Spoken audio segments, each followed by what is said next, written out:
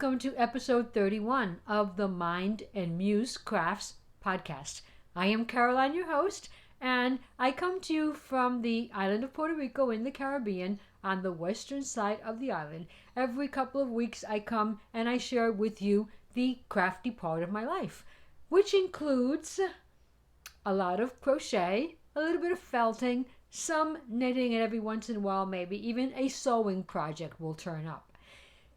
This week I am recording on Wednesday, the 28th of August, and I'm going to start with my section, which is, as always, Walking the Talk.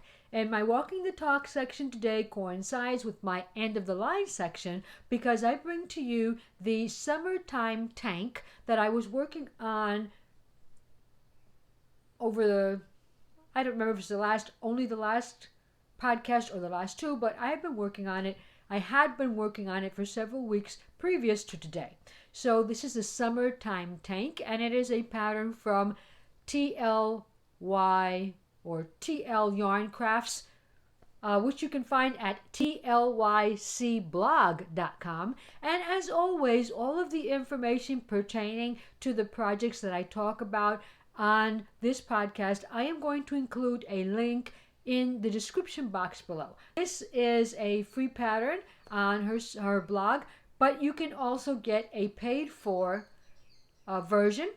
I believe she has them on Ravelry, or she might even also have them on Etsy or several other platforms, but you can find all of that information on her blog sites. And I'll show you quickly one of the pictures from her site.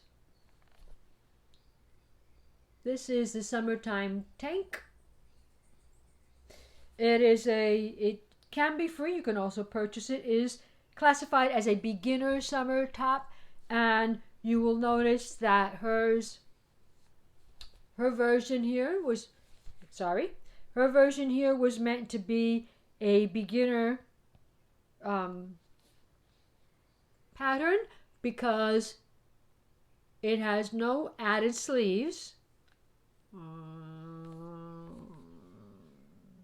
It has no added sleeves. The sleeves are actually part of the front and back yoke, and it is cropped. It is made up in Lionbrand's comfy cotton, and she uses, I believe, a 5mm hook. So all of those characteristics qualify the garment as a beginner's garment because it's something that you would sit down and in a couple of days, if you don't have a lot of time for crocheting at one time period, in several time periods you could finish it. Now, I haven't made mine the same color. This is comfy cotton, but it is the colorway Cloud 9. I have added sleeves to mine because I have said a lot of times that I'm not a sleeveless person. And I have also made, I'll stand up for a second here, maybe you can perceive, I have also made the top slightly longer. And the only reason that it's not longer still is because I just didn't, I wasn't following exactly to pattern to achieve this length, and I needed to make sure there was some yarn left over because I knew I wanted sleeves, so I played with the amount of yarn. This is recommended to have 2 skeins of Lionbrand's comfy cotton. I did have 2, but I did have some left over. I could have used it all. I could have made it longer, and also because it's a stretchy garment, I thought it would be a bit longer, but if you'll notice, I'll try and do this.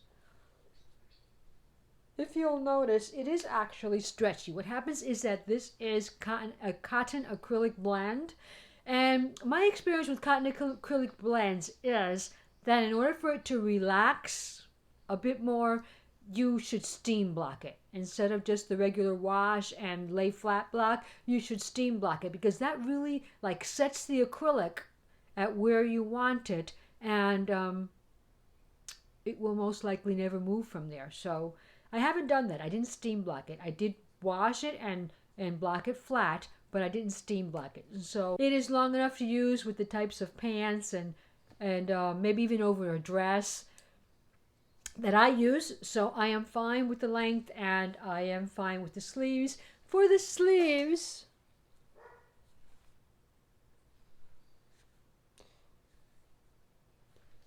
what I did was I actually added a bit of a cap to the yoke where the sleeves were supposed to end. I actually added a bit of a cap, which means that I did a couple of short rows here so that I could bring the sleeve down and it wouldn't stand up at the end. And then once I did that, I worked in the round using a crochet fillet, just a simple crochet fillet pattern, because it's a summertime tank, so I wanted to continue with that idea. And so I didn't want the sleeves to be too bulky or too thick, so because I thought that would distract from the purpose of the garment, which is to be a summertime garment. Now, it's been very hot here on the island, and I have not been able to use this on any outing. You know, I don't go out much, but let's say for my trips to the supermarket or my trips downtown or whatever, I haven't used it because I've been saving it to show it on the podcast first. I can use it, and I will use it for work because there is air conditioning in a lot of in the classrooms that I was assigned this semester, and it will be thin enough for when I walk around the outside where there's no air conditioning, and heavy enough to not, because sometimes the air conditioner is up so high that you can actually get cold, and I am a person that has low tolerance for cold temperatures. So yes, I think it will be very comfortable in that type of working environment. And the only thing I'm missing is the pair of pants that I would wear with it, because I don't know if you remember, but back in July, right about my birthday, I was doing my morning run and I fell on the concrete sidewalk and I got a really bad scrape on my knee and on my shoulder. Now the scrape on the shoulder has healed successfully, and I am now trying to get the scar to disappear.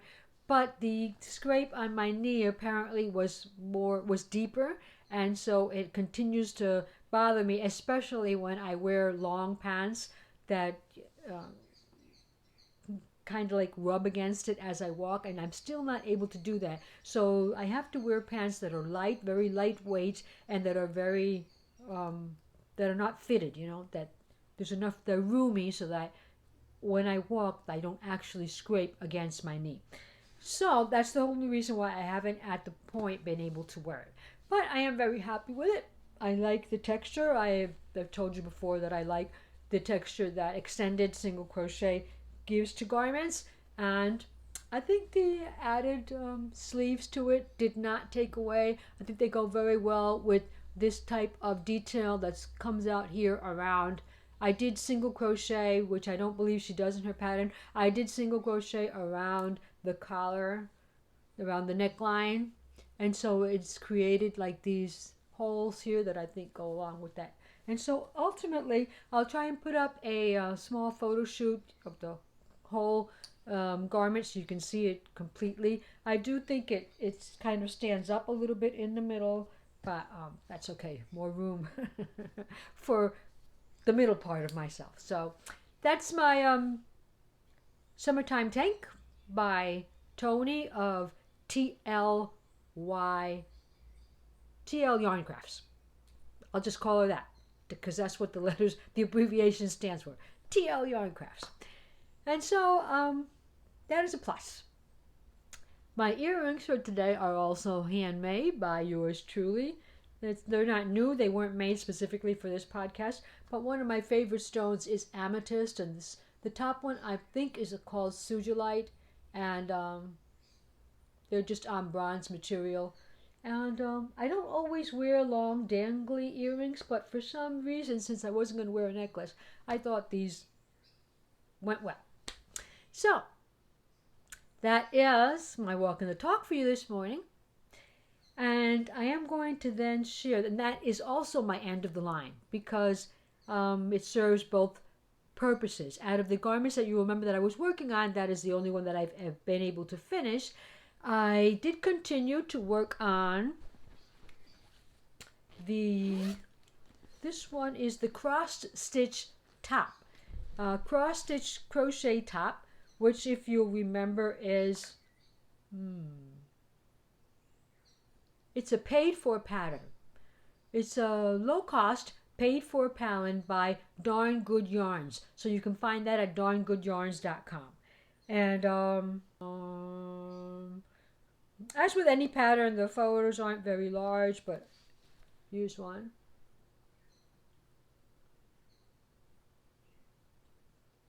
Remember that it is a garment that has been crocheted in sport weight linen.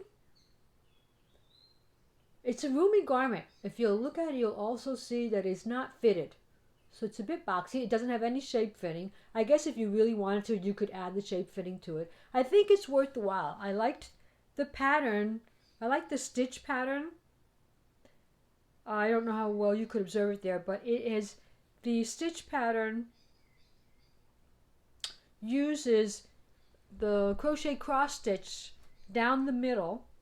It creates a column of crochet cross stitches as you go up, and then once it reaches the top, the column separates in sort of like a V shape, So you've got a pattern created by those cross stitches. Now, one of the things I told you on the last podcast was that I took the wrong bag for a second here. One of the things I told you in the last podcast was that I had a lot of misfortunes. Oh, goodness. It's just, I don't know. Sometimes I don't think straight. I don't read carefully. I read what I think is written there and not what is actually written. I don't know if that happens to you, but I do find that it happens to me very frequently. So, I don't believe I had finished the top. It is now finished. So remember that my front part, not the top, excuse me, the front. I hadn't finished the front. And I have now finished it to my desire. The top is unicolor, one color only in the original design, but I had about 9 50-gram hanks of, who is this? Quince Co Sport Weight linen, sport weight organic linen. So I couldn't make it all in one color because I didn't have enough. This uses about, I believe it's 300 grams, about 300 grams. So I had to combine the colors that I had in some way. And I thought I had 3 colors, but I actually had 4. So remember, I started it out in this creamy color, which is called Sands. And then I decided to add to the middle this very pretty limey color, which is a very light lime with yellow lime, which is called, I believe, Citron. And then I ended up at the top with a light, like creamy yellow color that is called Butternut. And so that was my first mishap because I didn't realize that I only had one 50-gram hank of the middle color, so it obviously wasn't going to have enough to add that color to the back side. And so I was using up each 50 grams, so there's 50 grams of the Sands at the bottom, 50 grams of the Citron in the middle, and not quite the 50 grams. It might have been maybe 45 grams of the butternut at the top. But, I mean, I didn't think it looked that bad. The problem was going to be, how was I going to make out the back? At the front, you'll remember that I had completed one of the shoulder straps to create to finish the yoke, and I had noticed it was going to be too short, so I pulled back the shoulder strap. I had also noticed that I was completing the cross stitch design that went up the middle. I had done it wrong.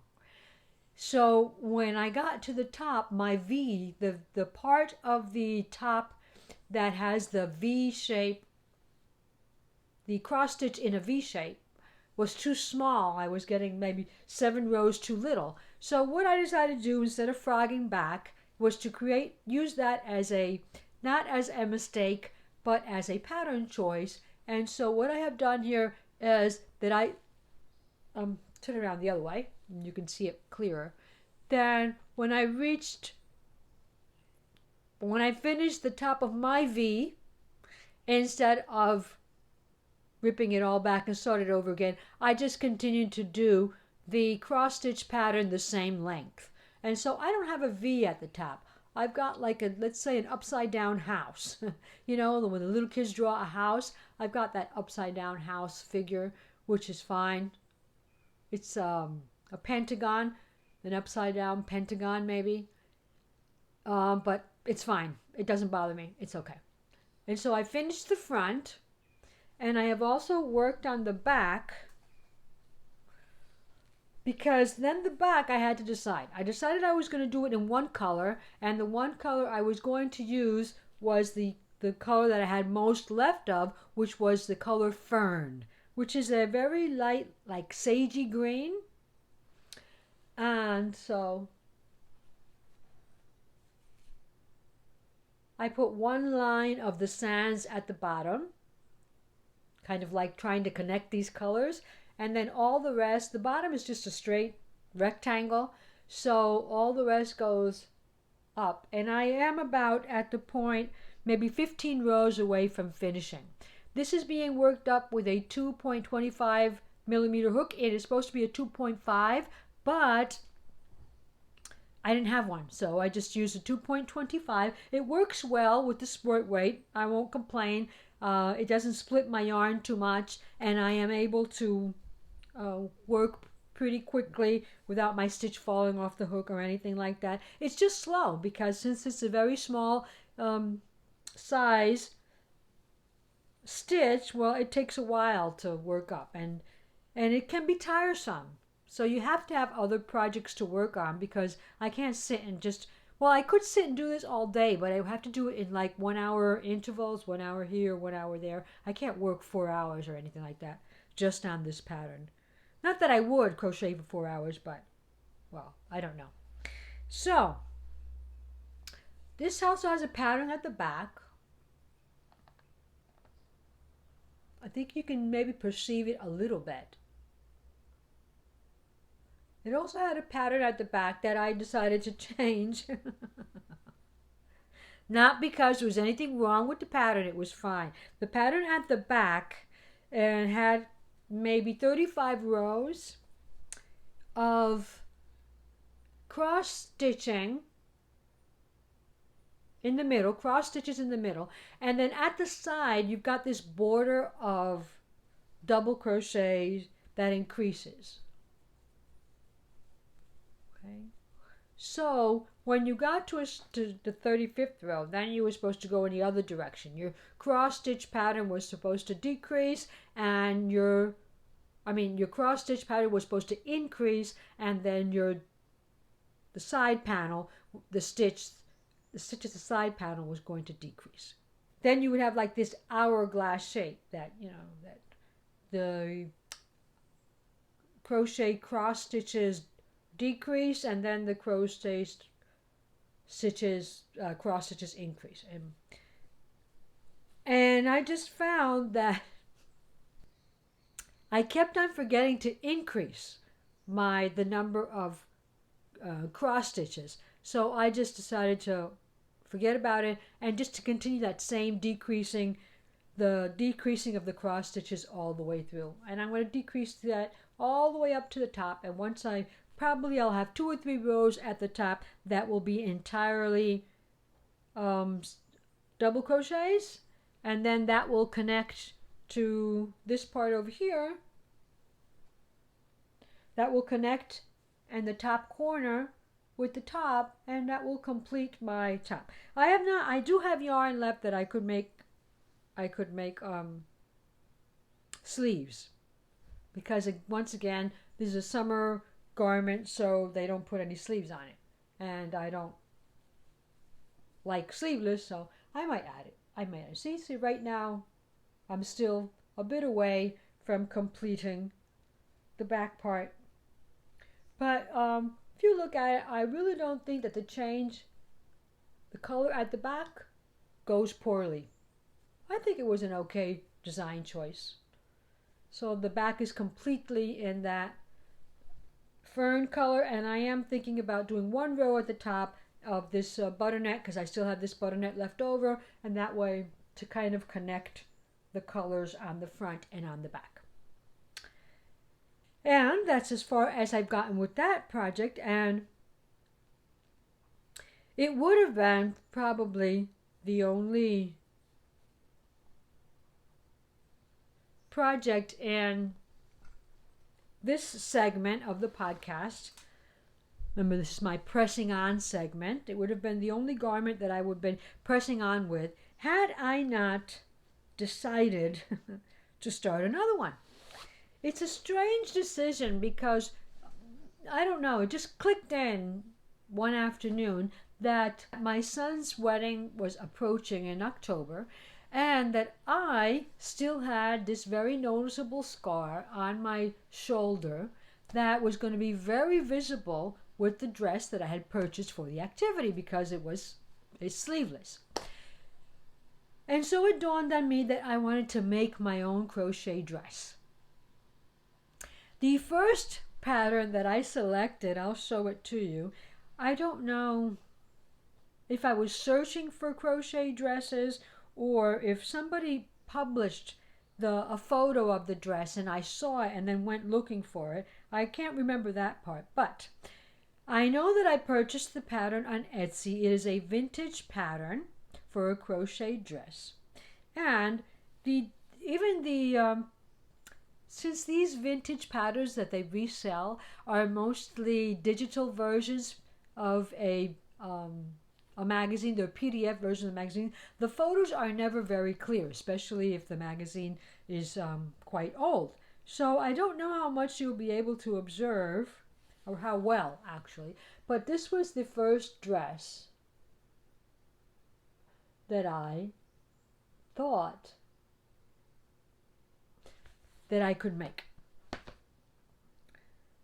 So I thought, well, how can I make this a modern version of this? I might be able to just leave the flowers on the bottom and make it in one color and shorten the sleeves because I don't want those long sleeves for a dress that I want to wear here on the island.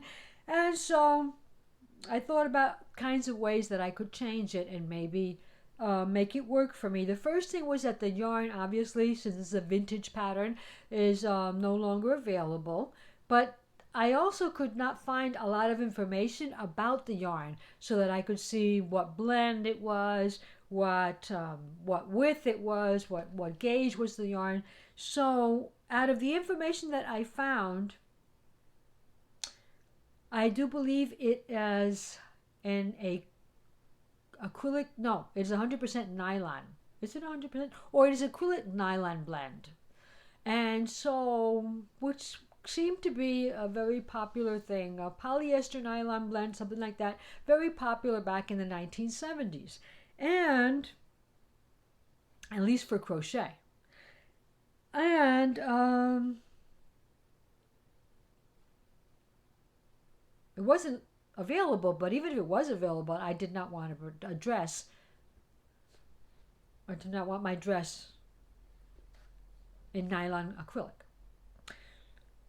But the thing about it is that the dress looks the way it looks because of the type of yarn that is being used. So I purchased a very soft cotton silk blend. And this was a bit before I found information about the gauge. I believe this was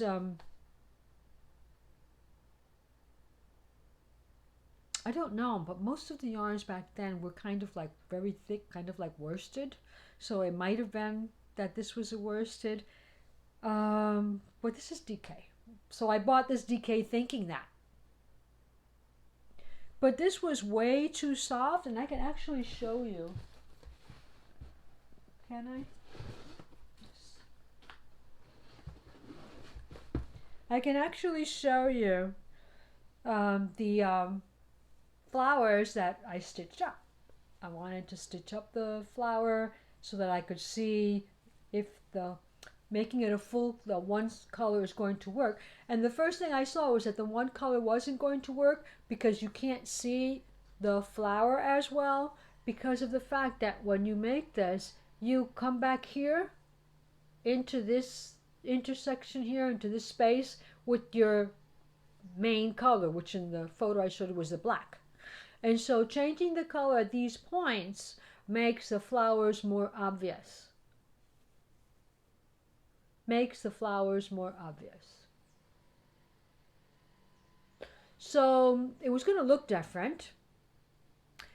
It was joined in a join as you go method, which I thought was kind of cute for a vintage pattern. It uses the join as you go. So these ultimately were supposed to be hexagons. Hexagons, and so you were going to join them at 6 places. This here is one side, and so there'll be another side up here, another side at the top, another side down there, and so you would be joining with the other flowers that decrease in size, so that the skirt of the dress gets that A-line shape. It's actually a very nice pattern, and I would really like to make it, but I didn't think. I thought this yarn was too flimsy, was too drapey, and I wasn't sure. And I thought that this is the largest flower, but I still thought that it was going to be too big. I still thought it was going to be too big. Makes it very pretty doily, but I actually did see a wedding dress that was made all in doilies as I was looking for this. So I don't think it looks bad. I would like to attempt it with another yarn blend. Maybe not the cotton silk. Maybe not something so drapey. And what I'm going to continue to do is just make the flower until I reach a size and because I think for the dress it needs to be a little drapey, but maybe also a little sturdy. But anyway, so I decided against that one. And in watching, I don't know if you follow Coco Crochet Lee on Instagram, but watching her Instagram feed, the posts, she began posting about a dress that she wanted to make and wear to a yarn festival she was going to attend. And she more or less posted her journey, all of the making of the dress, the different stages of the dress. And that had me thinking, well, maybe I could use this same yarn to make that dress. Because that dress was actually made in fingering weight. No, actually, I think it was lace weight cotton. Actually, I know it's lace weight cotton because it wasn't Aunt Lydia's, but Aunt Lydia's is very similar to the yarn that was being used, and that yarn is still in the market, and I was able to look it up and all that. So, but I wanted to use this one because I had already invested. I had already invested in 15 skeins. 15. It's a pattern from Annie's Crochet. If you're familiar, they produce a magazine and they also have a site, sort of like all of these sites that Dara Moore's and I Love Crochet, that they contract designers and they sell designers' patterns there. And so this was the pattern.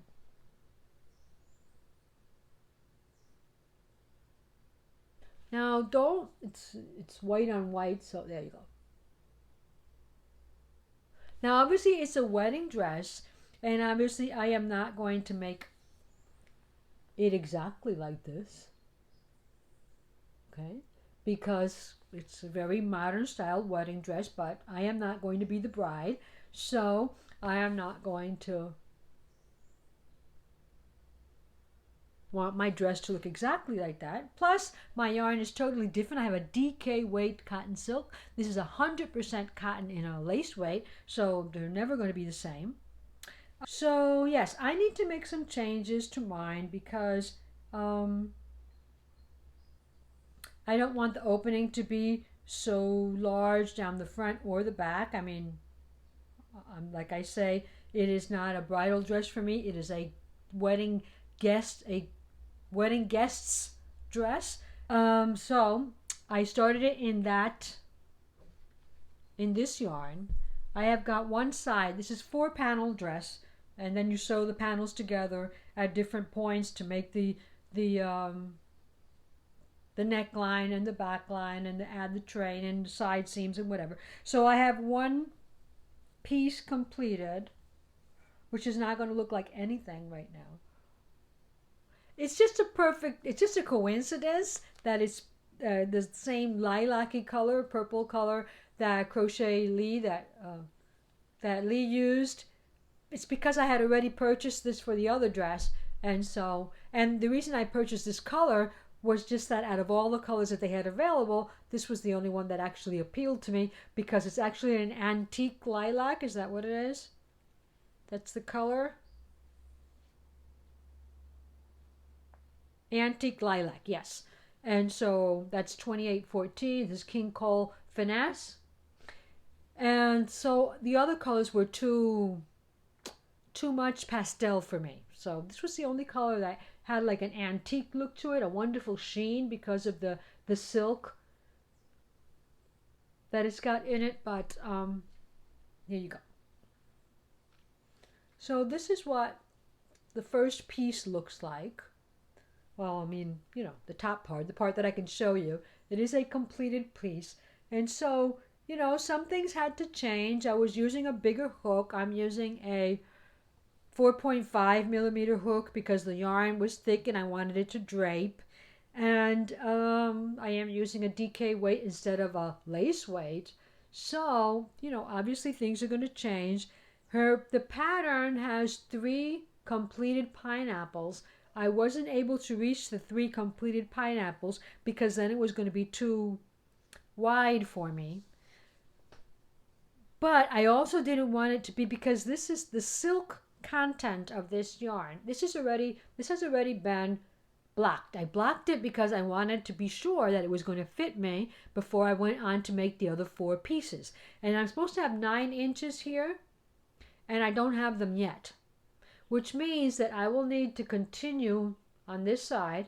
I will continue to complete a couple more rows, but that will not give me a complete pineapple. It won't give me a complete pineapple because of the fact that, you know, my stitches are bigger, and they are significantly bigger. So I am not going to complete all the rows, but I do need to reduce the number of rows. And so, you know, this will have a dress underneath it, which will have the same.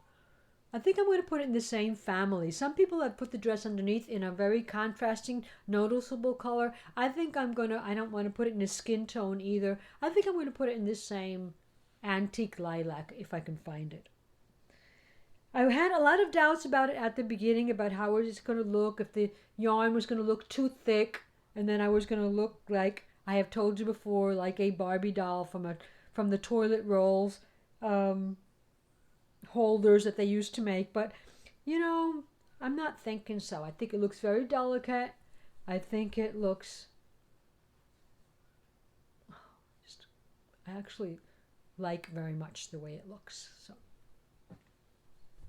So, you know, when the total piece is done, it will have like these 2 shoulders like this that are stitched together here in the middle. And they put it very low, but I'm pretty sure I can still get it over my head if I close it up a bit more. I mean, I'm going to leave it a little sexy because it's a wedding, but I don't want it as low as they made theirs because, you know, I'm older. And so I'm going to try and make the pattern work for an older person. But that takes loads of times. Because I made a whole piece using a 4 millimeter hook, and I didn't think it was drapey enough, so I ripped it all back, and then I made it with a 4.5 millimeter hook, and now I'm liking it a lot more. It's nice and soft, and I think it's going to look pretty, but I did make this piece too thin, and so I'm going to have to go back. See, once you have it the 9 inches, you add on this sleeve extension here. So I'm going to have to rip back that sleeve extension so that I can add on a couple of more rows. But that's okay. I still have a couple of months. It is October the 20th, and so I still got about a couple of months. And it has taken me about a week to make this panel. So I think I'll be able to make the whole dress in the 2 months. That's wishful thinking, but obviously I've put so much attention into this that I have nothing else on my hook. I have been working solely on the cross stitch crochet top and this everlasting wedding dress. So that's going to make this episode kind of short, right? But anyway, I am happy to present to you other options that, I mean, I don't know how much of garment makers you are, and I do know that I talk a lot about making garments on these episodes of mine. So if you're not a garment maker, I don't know if that might not be your type of thing. It might not call your attention, but the garments look so pretty that I think they were worth showing you. Thought they were worth showing you. So I'm on my second panel. This is what I have done of the second panel. I also had to make it shorter. She does hers 57 inches, and I made mine shorter. First of all, because I knew it was going to stretch more because of the fact that, you know, this is cotton, and I'm using a bitter hook, and it's DK yarn, so I knew that if I made it to 57, it would be so long that I wouldn't be able to find shoes for it, because, yeah, I didn't want to use 4-inch heels, but I might have to use higher heels than I wore for my daughter's wedding, but this will be fine. It stretches to 60 inches. It stretches to, yes, 60 inches. And so I am about 5'5", and if you take off the head, well, that might be just enough to wear a decent pair of high heel shoes and to get a nice fit. So this is second. It never looks like anything, but you have to realize this stretches. So I am actually halfway through this panel. Halfway through. So the panel really doesn't look. The panel, for me, has 18 rows, yes. Because, right, the rows are really long on this one. That's, you know, in order to get the pineapple shape. And so it's got 18 rows, and I'm at 9, so I'm at the halfway. But, you know, it stretches out. It doesn't look like anything at the beginning, but then it looks very pretty once it's all blacked. And so I'm hoping that I'll have time to give you some updates on that, and I'll have time to finish that before the wedding. We'll see. If not, I already decided it will be my New Year's Eve dress. I don't know. Something like that. So that's all I have for you with pressing on, because those are the two things that I have been working on. For my dream crochet, I did want to call your attention to two things. My daughter, Clarissa, publishes patterns every once in a while, and she recently published 2 free patterns to her blog. One of them is the most recent one is this top. It's called Bobble in Time, and a second pattern that she published. I mean, it was the first one. It was before this one, but let me check. It's one of her sock patterns, and it was called the Wicked Wave, I believe. Vintage Waves, sorry. She calls hers Vintage Waves. I think I'm going to call mine Wicked Waves. That's what happened. And so it's a sock pattern. I'll see if I can get the whole. She has put them on her Instagram feed, so if you follow Instagram, you could check that one out. They look something like this. It's not actually the full sock, but it does show you a version. It has contrasting cuffs, heels, and toes. Well, you can't see the toes right now. The toe is remember the toe that I told you that she had made. It's her own pattern, the toe. It's she calls it the U toe, kind of like an umbrella, or U for umbrella, or I don't know what the U is for, but I guess it's because it's an upside down U when you look at it. And so that's the toe that she's added to hers. She did hers in a Narcissa colorway by Little Bean Loves, but I have this version. This is the Bellatrix. The Bellatrix colorway, also by Little Bean Loves. Bellatrix. It's just her everyday sock, so that's going to be 75 merino and 25% nylon. And I just think that I'm all about purples lately, aren't I? This Cloud 9 colorway from Lionbrand Comfy Cotton has like purples and blues in it. And then I've got the purple dress that I'm making. And then look at this color. But I just love it. I think it's beautiful. I don't know, but it's self-striping. It is self-striping. So I'm going to try and whip up those socks in this colorway, trying to make those my October socks. And so that's about all that I had to share with you today. Hopefully tomorrow I'll have electricity and internet, so I'll be able to upload this. If not, well, whenever I can, I'll get it up to you. So thank you for stopping by. If you are a new viewer, well, thank you for pressing the watch button. I hope that you were able to entertain yourself with me for a while, that you found these projects interesting, and I hope you'll come back. If you are a returning viewer, well, thank you for your loyalty and for coming to find out what I've been up to every couple of weeks. And hopefully this chit-chat has been as entertaining for you as it has been for me. So thank you for joining me today. And until we meet again, keep yourself safe, keep yourself healthy, and keep crafting. Bye for now.